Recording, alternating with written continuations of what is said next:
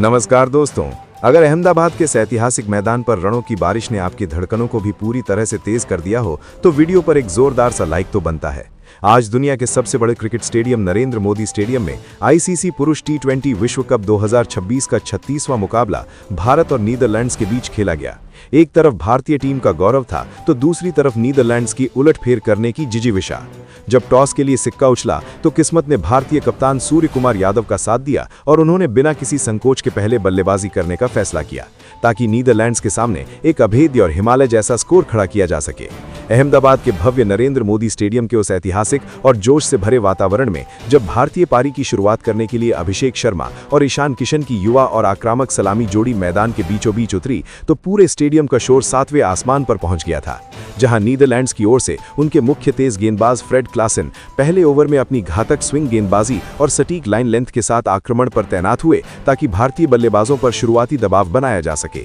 ईशान किशन ने क्लासन की दूसरी ही गेंद को बहुत ही खूबसूरती से पढ़ा और कवर के ऊपर से एक अत्यंत शानदार और कड़क चौका जड़कर अपने खतरनाक इरादे साफ कर दिए, जिससे नीदरलैंड्स के खेमे में हलचल मच गई। हालांकि अभिषेक शर्मा, जो आज पिच पर आते ही बहुत तेजी से रन बटोरने और गेंदबाजों को बैकफुट पर धकेलने के प्रयास में थे, वे अपनी लय को बरकरार नहीं रख सके और फ्रेड क्लासन दूसरे ओवर में जब दोबारा अपनी धारदार गेंदबाजी के साथ मोर्चे पर तैनात हुए तो अभिषेक उनकी एक बाहर की ओर निकलती गेंद पर चकमा खाकर बल्ला अड़ा बैठे। अभिषेक शर्मा कट शॉट खेलने के प्रयास में 8 गेंदों पर 12 रनों की एक संक्षिप्त पारी खेलकर पवेलियन लौटे। उनकी इस पारी में 2 कड़क चौके शामिल थे, जिससे भारत का स्कोर 1 विकेट के नुकसान पर 18 रनों के स्कोर पर पहुंच गया और नीदरलैंड्स को पहली बड़ी सफलता हाथ लगी। अभिषेक शर्मा के पवेलियन लौटने के तुरंत बाद अहमदाबाद के इस विशाल मैदान पर युवा सनसनी तिलक वर्मा का आगमन हुआ और उन्होंने अनुभवी सलामी बल्लेबाज ईशान किशन के साथ मिलकर भारतीय पारी के डगमगाते कदमों को न केवल थामा बल्कि बहुत ही सूझबूझ और संयम के साथ पारी को संवारना शुरू किया। नीदरलैंड्स की ओर से उनके सबसे भरोसेमंद गेंदबाज लोगन वॉन बीग 5वें ओवर में अपनी सटीक लाइन लेंथ और चतुराई भरे गति के बदलावों के साथ आक्रमण पर तैनात हुए ताकि रनों की इस तेज गति पर अंकुश लगाया जा सके और भारतीय बल्लेबाजों को बांध कर रखा जा सके। लेकिन ईशान किशन आज किसी और ही विध्वंसक मूड में नजर आ रहे थे और उन्होंने वॉन बीग की रणनीति को भांपते हुए उन्हें सीधे निशाने पर लिया और मिड विकेट की दिशा में एक ऐसा गगनचुंबी और विशाल जड़ दिया जिसने स्टेडियम में बैठे हजारों दर्शकों को अपनी सीटों से उछलने और झूमने पर मजबूर कर दिया। ईशान किशन का बल्ला आज नीदरलैंड्स के हर गेंदबाज की बखिया उधेड़ रहा था और जब स्पिनर आर्यन दत्त 7वें ओवर में अपनी फिरकी के साथ गेंदबाजी के मोर्चे पर तैनात हुए तो ईशान ने उनके ओवर को पूरी तरह से तहस नहस करने में कोई कसर नहीं छोड़ी। ईशान ने आर्यन की गेंदों पर बेरहमी से प्रहार करते हुए लगातार 2 प्रचंड जड़े और मात्र 24 गेंदों पर अपना विस्फोटक अर्धशतक पूरा कर नीदरलैंड्स के खेमे में खलबली मचा दी। हालांकि ईशान किशन अपनी इस पारी को और अधिक विशाल और यादगार बनाने के प्रयास में 38 गेंदों पर 64 रनों की एक अत्यंत विनाशकारी और साहसी पारी खेलकर आउट हो गए। उनकी इस पारी में 6 कड़क चौके और 4 शानदार शामिल थे, जिससे भारत का स्कोर 2 विकेट के नुकसान पर 110 रनों के एक बहुत ही मजबूत और सुरक्षित आंकड़े तक जा पहुंचा था। ईशान किशन के तूफानी अर्धशतक के बाद जब वे पवेलियन लौटे तो अहमदाबाद के नरेंद्र मोदी स्टेडियम में दर्शकों का उत्साह उस समय अपने चरम पर पहुंच गया जब भारतीय कप्तान और वर्तमान में दुनिया के नंबर 1 टी20 बल्लेबाज सूर्य कुमार यादव ने मैदान पर कदम रखा। उनके क्रीज पर पहुंचते ही 1 लाख से अधिक दर्शकों की क्षमता वाला ये पूरा स्टेडियम सूर्य के गगनभेदी नारों से इस कदर गूंज उठा कि नीदरलैंड्स के खिलाड़ियों के चेहरे पर चिंता की लकीरें साफ देखी जा सकती थी। सूर्य ने क्रीज पर आते ही अपनी मंशा साफ कर दी और युवा तिलक वर्मा के साथ मिलकर मैदान के चारों ओर रनों का एक ऐसा अभूतपूर्व, जादुई और अविश्वसनीय सैलाब ला दिया जिसने नीदरलैंड्स की फील्डिंग को पूरी तरह से तितर-बितर, लाचार और बेबस करके रख दिया। डच कप्तान स्कॉट एडवर्ड्स ने फील्डिंग में कई बदलाव किए, लेकिन सूर और तिलक की इस जोड़ी ने हर गेंद को बाउंड्री के दर्शन कराने की ठान रखी थी। नीदरलैंड्स के सबसे अनुभवी और प्रमुख ऑलराउंडर बास डी लीड 11वें ओवर में अपनी मध्यम तेज गेंदबाजी और जादुई विविधताओं के साथ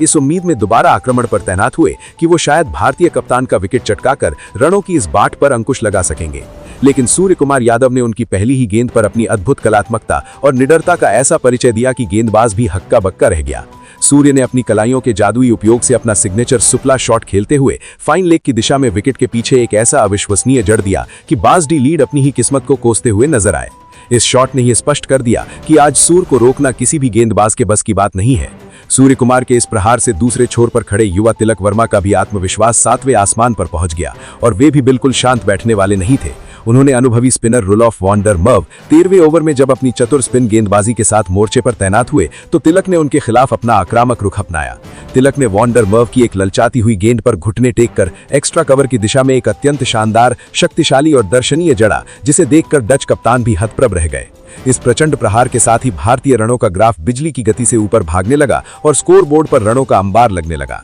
तिलक वर्मा अपनी एक बेहतरीन और यादगार अर्धशतकीय पारी के बेहद करीब पहुंच चुके थे और वे मैदान पर पूरी तरह सेट नजर आ रहे थे। हालांकि अपनी लय को बरकरार रखते हुए एक और बहुत ही शानदार कवर ड्राइव खेलने के प्रयास में वे गेंद की अतिरिक्त और अप्रत्याशित उछाल को भांपने में बहुत मामूली सी चूक कर गए, जिसके परिणाम स्वरूप वे 33 गेंदों पर 48 रनों की एक बहुत ही मूल्यवान, जुझारू और अत्यंत प्रभावी पारी खेलकर पवेलियन की ओर लौटे। तिलक वर्मा कवर ड्राइव खेलने के प्रयास में अपनी ऐतिहासिक पारी का अंत कर बैठे,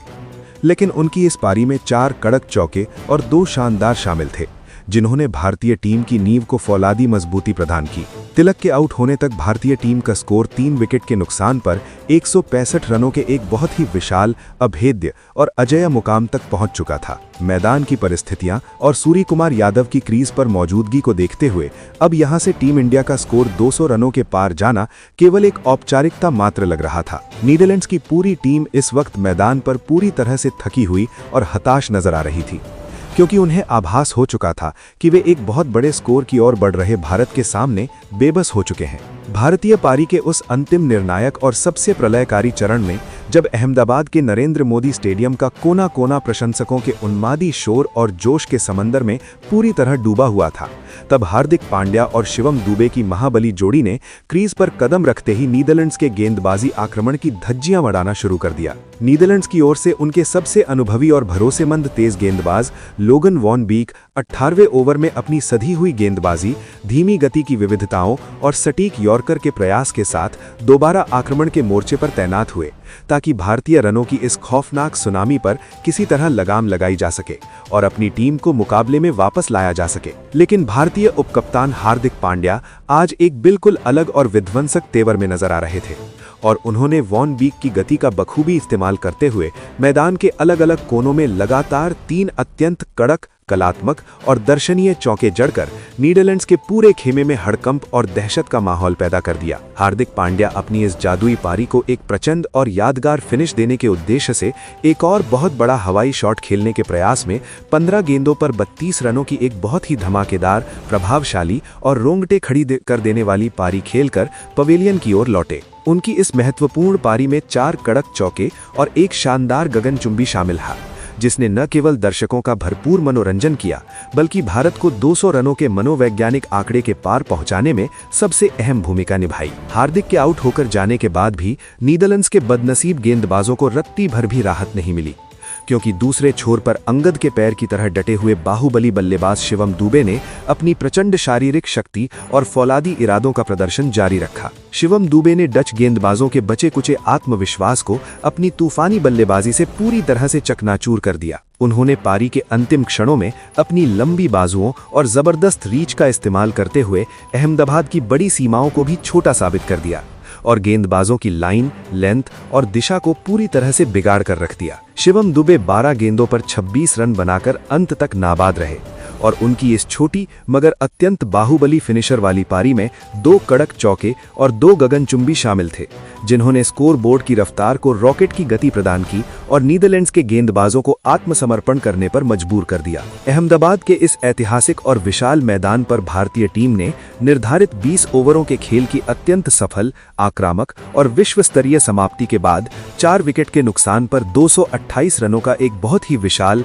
अकल्पनीय और पहाड़ जैसा स्कोर बोर्ड पर टांग दिया। रनों की ये प्रचंड रफ्तार और भारतीय बल्लेबाजों का ये प्रलयकारी अवतार देखकर नीदरलैंड्स के कप्तान स्कॉट एडवर्ड्स और उनकी पूरी टीम मैदान पर पूरी तरह से बेबस, लाचार, थकी हुई और दिशाहीन नजर आ रही थी। 229 रनों का ये पहाड़ जैसा लक्ष्य अब नीदरलैंड्स के लिए किसी ऊंचे हिमालय पर्वत की सबसे कठिन चढ़ाई जैसा दुर्गम और असंभव साबित होने वाला था। स्टेडियम में मौजूद 1 लाख से अधिक प्रशंसक भारत की इस रिकॉर्ड तोड़ बल्लेबाजी और शानदार प्रदर्शन का जश्न मना रहे थे और नीदरलैंड्स की हार की इबारत अब साफ साफ लिखी जा चुकी थी। अहमदाबाद का विश्व प्रसिद्ध नरेंद्र मोदी स्टेडियम अब 229 रनों के उस विशाल और हिमालय जैसे लक्ष्य का पीछा करने उतरी नीदरलैंड्स की बल्लेबाजी का गवाह बनने जा रहा था, जिसकी कल्पना शायद ही किसी ने की थी। नीदरलैंड्स की शुरुआत उम्मीद से कहीं ज्यादा चौंकाने वाली और आक्रामक रही, जहां उनके सलामी बल्लेबाज मैक्स ओडोड ने दुनिया के नंबर 1 गेंदबाज जसप्रीत बुमराह 1 ओवर में जब अपनी आग उगलती गेंदों के साथ गेंदबाजी करने आए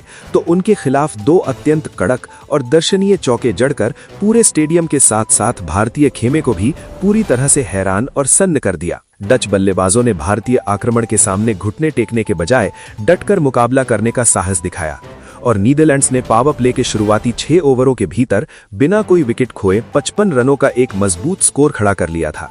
जिससे ये मैच हर बीतते ओवर के साथ काफी दिलचस्प और रोमांचक मोड़ पर पहुंचता जा रहा था। रोड पर अहमदाबाद के नरेंद्र मोदी स्टेडियम में जब नीदरलैंड्स के सलामी बल्लेबाजों ने भारतीय गेंदबाजों को बैकफुट पर धकेलना शुरू किया, तब भारतीय कप्तान सूर्य कुमार यादव ने मैच की नाजुक स्थिति और पिच के मिजाज को बहुत ही बारीकी से भांपते हुए गेंद अपने सबसे अनुभवी स्पिनर अक्षर पटेल को थमाई। अक्षर 8वें ओवर में अपनी जादुई स्पिन गेंदबाजी, सटीक नियंत्रण और चतुराई भरी लाइन लेंथ के साथ आक्रमण के मोर्चे पर तैनात हुए और उन्होंने आते ही अपनी फिरकी के मायाजाल में नीदरलैंड्स की मजबूत होती बल्लेबाजी की कमर को पूरी तरह से तोड़कर रख दिया। अक्षर ने अपनी चतुराई का परिचय देते हुए मैक्स ओडोट को अपनी एक तेजी से अंदर की ओर आती सीधी गेंद पर पूरी तरह चकमा दिया और उनके स्टंप्स बिखेरते हुए उन्हें क्लीन बोल्ड कर पवेलियन का रास्ता दिखाया। मैक्स ओडोट एक जोखिम भरा और आक्रामक स्लॉग शॉट खेलने के प्रयास में 28 गेंदों पर 42 रनों की एक बहुत ही साहसी, जुझारू और प्रभावशाली पारी खेलकर आउट हो गए। उनकी इस पारी में 5 कड़क चौके और एक शानदार शामिल था, जिसने एक समय के लिए भारतीय प्रशंसकों के माथे पर चिंता की गहरी लकीरें ला दी थीं। मैच के इस बेहद महत्वपूर्ण मोड़ पर भारत की पकड़ तब और भी ज्यादा मजबूत और फौलादी हो गई जब भारत के प्रमुख चाइनामैन गेंदबाज कुलदीप यादव 10वें ओवर में अपनी जादुई विविधताओं और फिरकी के पिटारे के साथ आक्रमण पर तैनात हुए। कुलदीप ने अपनी फ्लाइट और टर्न से विपक्षी कप्तान स्कॉट एडवर्ड्स को अपने जाल में ऐसा फंसाया कि डच कप्तान के पास पवेलियन वापस लौटने के अलावा कोई चारा नहीं बचा। स्कॉट एडवर्ड्स अपना पसंदीदा और ताकतवर रिवर्स स्वीप शॉट खेलने के प्रयास में गेंद की अतिरिक्त टर्न और उछाल को पढ़ने में पूरी तरह से विफल रहे और 12 गेंदों पर 15 रनों की एक छोटी सी पारी खेलकर आउट हो गए। उनकी इस संक्षिप्त पारी में 2 कड़क चौके शामिल थे। एडवर्ड्स के विकेट गिरते ही नीदरलैंड्स का स्कोर 3 विकेट के नुकसान पर 88 रनों पर सिमट कर रह गया और रनों की उस तूफानी रफ्तार पर पूरी तरह से अंकुश लग गया जो भारत के लिए खतरा बन रही थी। नीदरलैंड्स की टीम ने हालांकि इस दबाव के बीच भी अंत तक हार नहीं मानी और उनके मध्यक्रम के बल्लेबाजों ने अपना संघर्ष पूरी तरह जारी रखा, लेकिन हकीकत ये थी कि जीत की दहलीज अब उनसे बहुत दूर जा चुकी थी और रनों का पहाड़ काफी ऊंचा नजर आ रहा था। भारतीय गेंदबाजी के अगवा जसप्रीत बुमराह 17वें ओवर में दोबारा अपनी घातक यॉर्कर, सटीक बाउंसर और रहस्यमयी स्लोअर गेंदों के साथ अंतिम आक्रमण पर तैनात हुए ताकि मैच का औपचारिक अंत किया जा सके। बुमराह ने पिच पर काफी देर से टिके हुए और खतरनाक दिख रहे बास डी लीडेड का शिकार कर नीदरलैंड्स की जीत की आखिरी उम्मीद पर पूरी तरह से पानी फेर दिया। बास डी लीडेड पारी के अंत में एक बहुत बड़ा हवाई शॉट खेलने के प्रयास में गेंद की गति और बुमराह की चालाकी के सामने अपनी टाइमिंग पूरी तरह खो बैठे और 35 गेंदों पर 52 रनों की एक बहुत ही संघर्षपूर्ण, साहसी और अर्धशतकीय पारी खेलकर पवेलियन लौटे। उनकी इस शानदार पारी में 4 कड़क चौके और एक शानदार शामिल था, जिसने न केवल दर्शकों का भरपूर मनोरंजन किया बल्कि भारत को 200 रनों के मनोवैज्ञानिक आंकड़े के पार पहुंचाने में सबसे अहम भूमिका निभाई। हार्दिक के आउट होकर जाने के बाद भी नीदरलैंड्स के बदनसीब गेंदबाजों को रत्ती भर भी राहत नहीं मिली,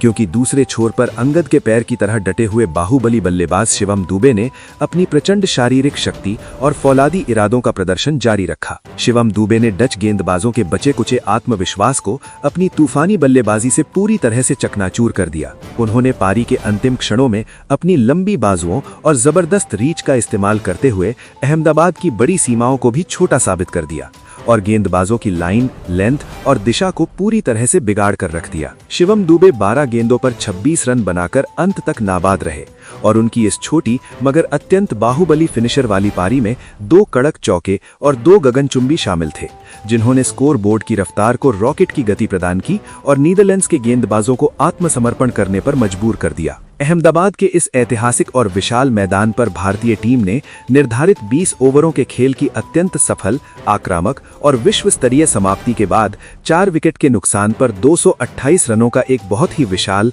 अकल्पनीय और पहाड़ जैसा स्कोर बोर्ड पर टांग दिया। रनों की ये प्रचंड रफ्तार और भारतीय बल्लेबाजों का ये प्रलयकारी अवतार देखकर नीदरलैंड्स के कप्तान स्कॉट एडवर्ड्स और उनकी पूरी टीम मैदान पर पूरी तरह से बेबस, लाचार, थकी हुई और दिशाहीन नजर आ रही थी।